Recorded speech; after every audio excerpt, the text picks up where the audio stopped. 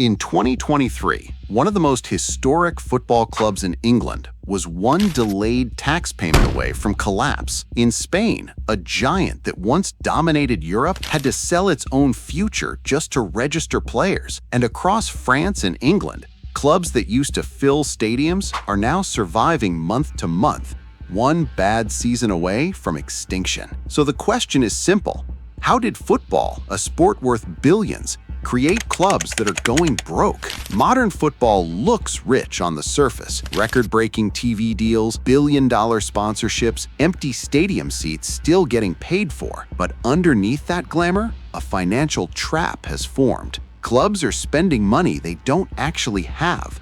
Wages are rising faster than revenue. Transfer fees are inflated beyond logic. And owners are gambling that future success will cover present debt. But football doesn't always reward investment. Sometimes it punishes it. And when that happens, the entire structure starts to crack. Take a club like FC Barcelona.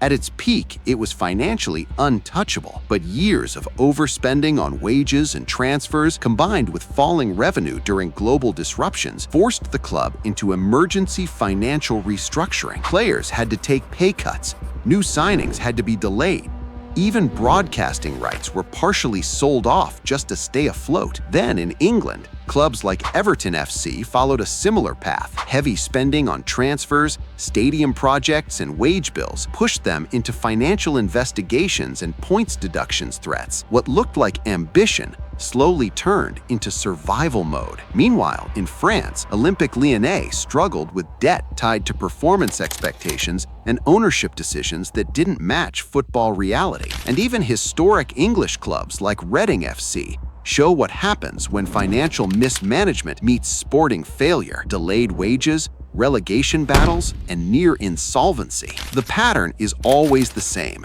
spend big, expect success, fail to get it, then borrow against the future. The real shock comes when you look at financial reports, not headlines. Most clubs operate on projected success accounting.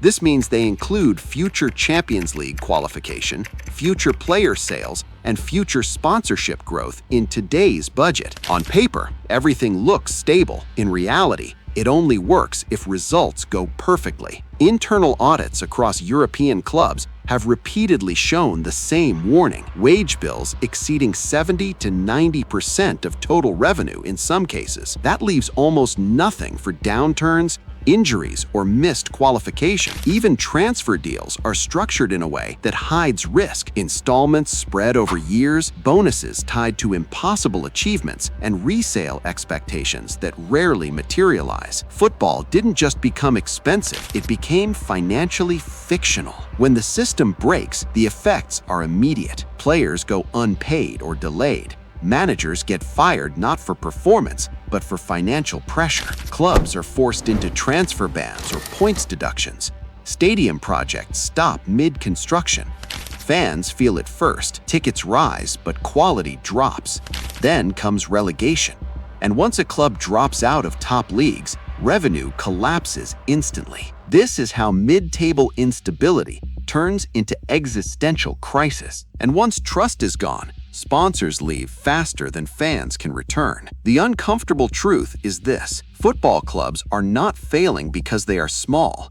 They are failing because they are structured like investment bets instead of sports institutions. Every owner is trying to buy success faster than the system allows it. Every club is chasing Champions League money to fix last season's losses, and every failure pushes them deeper into debt. So when you ask why football clubs are going bankrupt, the answer isn't one scandal or one bad owner. It's the entire system running on future money that never arrives.